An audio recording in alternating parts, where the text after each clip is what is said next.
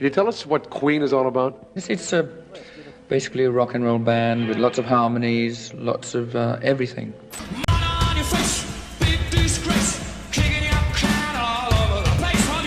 When people think of Freddie Mercury, they picture a fearless performer with a voice that could shake the heavens and a style no one could touch.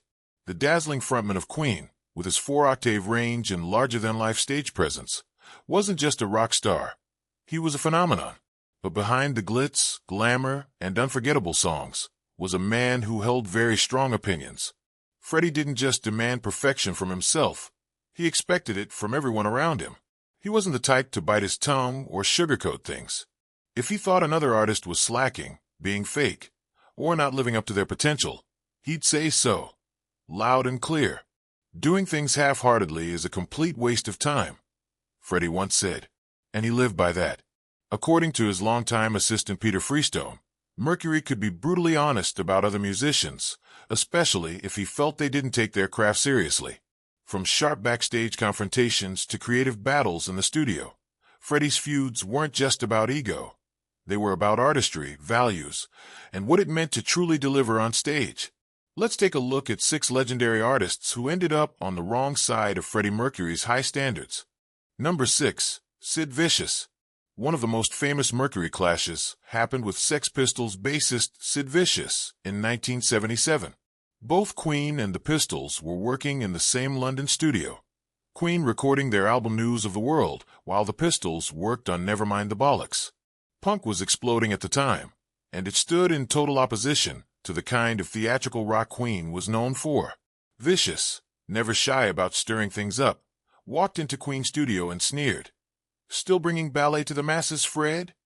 The tone was dripping with contempt. But Freddie didn't flinch. He reportedly shot back, "Oh yes, Mr. Ferocious, we're doing our best, dear." It was classic Mercury, sharp, confident, and unwilling to be mocked. This wasn't just a funny moment. It showed the huge gap between Freddie's belief in musical complexity and Punk's raw, stripped-down rebellion. In a 1982 interview, Freddie remarked, "I despise simplicity in music. Some people think it's clever to know 3 chords. I think it's cleverer to know them all." He didn't name names, but it was obvious who he had in mind. For Freddie, punk wasn't just a different style. It was a threat to real musicianship. He didn't hate Sid personally. He hated what he represented, a rejection of skill, showmanship, and depth. "Anyone can go out there and be a rock star," Freddie once said. "But can they actually deliver? That's what separates the men from the boys." Ironically, both Queen and the Sex Pistols were challenging rock norms in their own way. But while Sid tore it all down with attitude, Freddie built it up with brilliance, and he made no apologies for it. Number 5. Elton John. At first glance, it's hard to imagine Freddie Mercury and Elton John not being best friends. Both were flamboyant, piano-playing icons who ruled the charts in the 70s with big voices, even bigger personalities, and unforgettable outfits. And while they did share moments of friendship behind the scenes, their relationship was more complicated than most fans realized. Freddie once joked, "Darling, we're like sisters," when asked about Elton. But as anyone with siblings knows, that kind of bond can come with a fair amount of drama. Despite their mutual respect, there was always a quiet rivalry simmering underneath the glitter and glitz. By the early 80s, Queen had started experimenting with funk and disco sounds on their Hot Space album, which divided fans and critics. Around the same time, Elton was putting out softer, more radio-friendly songs like Blue Eyes and Little Genie. According to Queen's producer Reinhold Mack, Freddie wasn't impressed. He'd listen to Elton's newer tracks, roll his eyes, and say things like, "Another tame piano ballad for the masses. Where's the man who gave us Saturday Night's All Right for Fighting? Now he's just playing jukebox tunes for bored housewives." That stung. Elton was already struggling with substance abuse and feeling unsure about his direction as an artist. And while Freddie partied hard, he prided himself on staying razor-sharp in the studio. Seeing someone he respected lose, that focus frustrated him deeply. Things got worse after Live Aid in 1985. Both delivered legendary performances, but the media couldn't resist comparing them. When a reporter asked what he thought of Elton's set, Freddie supposedly replied. He played the hits. Safe choice. I prefer to take risks. Ouch. Elton didn't stay silent either. He later criticized Queen for playing a controversial show in Sun City, South Africa, during the apartheid era.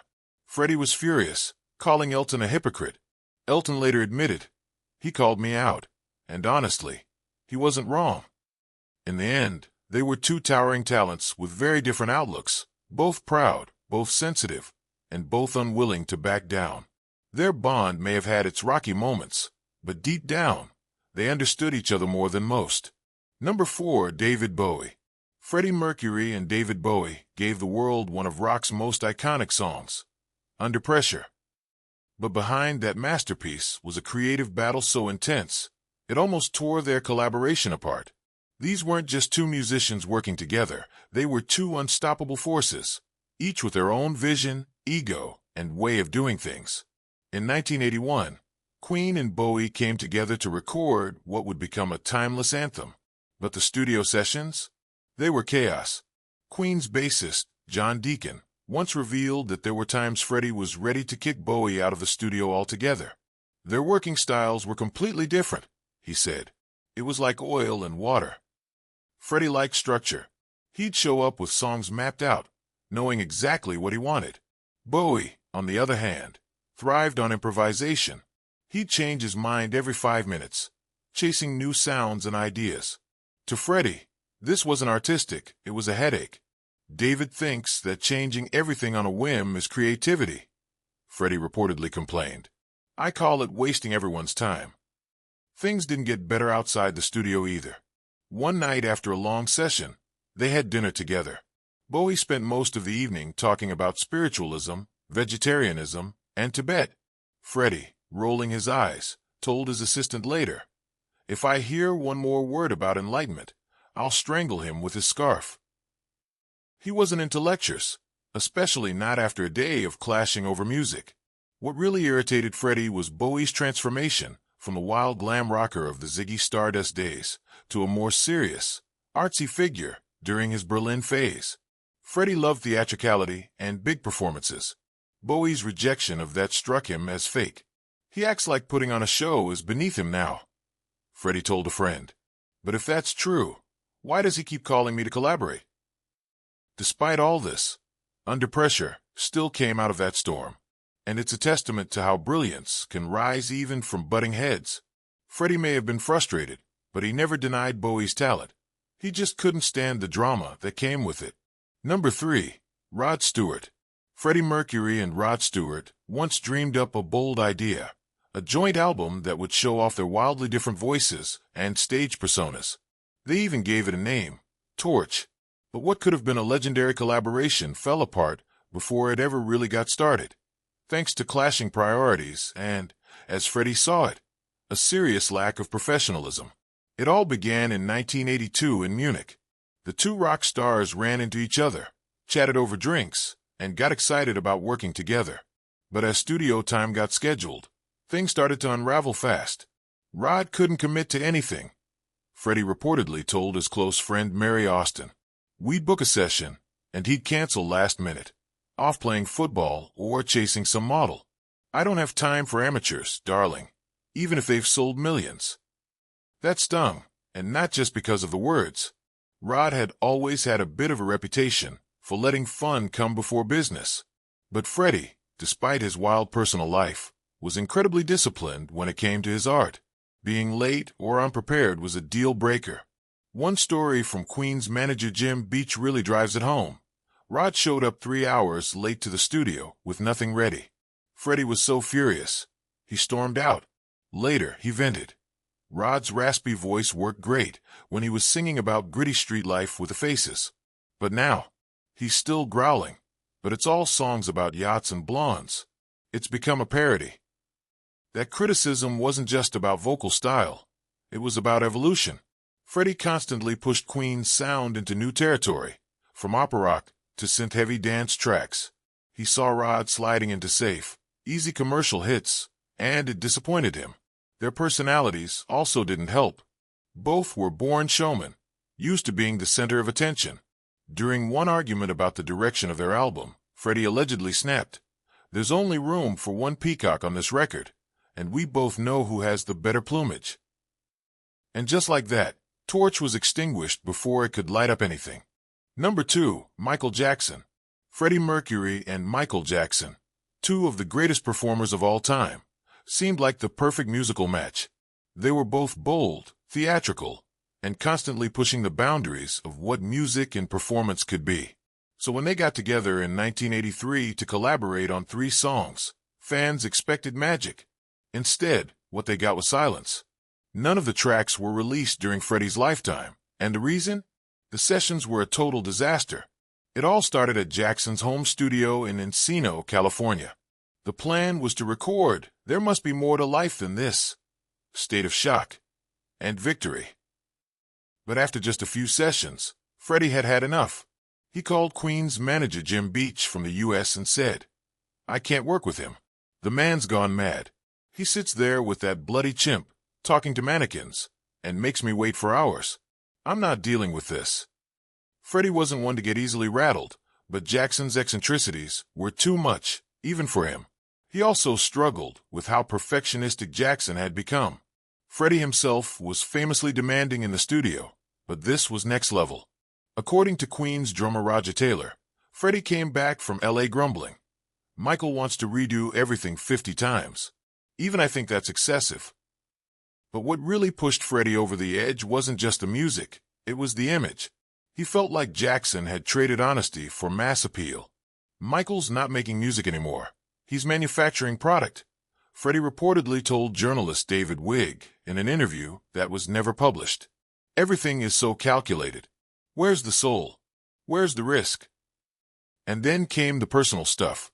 Jackson, a Jehovah's Witness at the time, had deep moral convictions, and apparently, he tried to save Freddie during one of their sessions. According to Queen producer Reinhold Mack, Freddie was livid. Michael told him he needed saving, and Freddie snapped back, "Darling, I've got more heaven and hell in my little finger than you'll ever experience in your entire life." Eventually, the songs were shelved. "State of Shock" was later recorded with Mick Jagger instead. "There Must Be More to Life Than This" only saw the light of day years later, without Jackson's vocals. When asked about Jackson in a 1987 interview, Freddie kept it brief.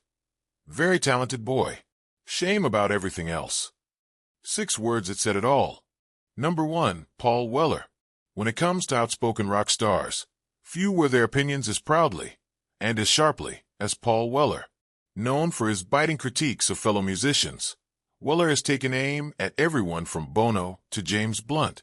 But one of his harshest and most personal targets was none other than Freddie Mercury. Weller didn't just dislike Queen's music. His issue seemed to be with Freddie himself, the way he dressed, moved, and shattered every rule about what a frontman should be. While Weller stuck to gritty realism, Freddie embraced fantasy. While Weller performed in working-class pubs, Freddie strutted across stadium stages in sequins and a crown. They weren't just different, they were musical opposites. The quote that's haunted Weller ever since? When asked about Freddie's famous mission to bring ballet to the working classes, Weller dismissed it with brutal contempt. What a C***T. It wasn't just a jab at Freddie's flamboyance. It was a full-on rejection of Queen's philosophy, of using art to break down class barriers, gender norms, and musical conventions. To Weller, it all seemed like a showy performance. But to Freddie, it was the performance that made the message clear. Be whoever you are, and do it loudly. Ironically, what Weller mocked is exactly what made Freddie beloved. While some saw pretension, millions saw liberation. Freddie didn't just represent rock stardom. He represented freedom, defiance, and the courage to be outrageously, unapologetically yourself. So, what do you think? Was Freddie Mercury unfairly judged by his peers, or did his boldness rub some people the wrong way for a reason?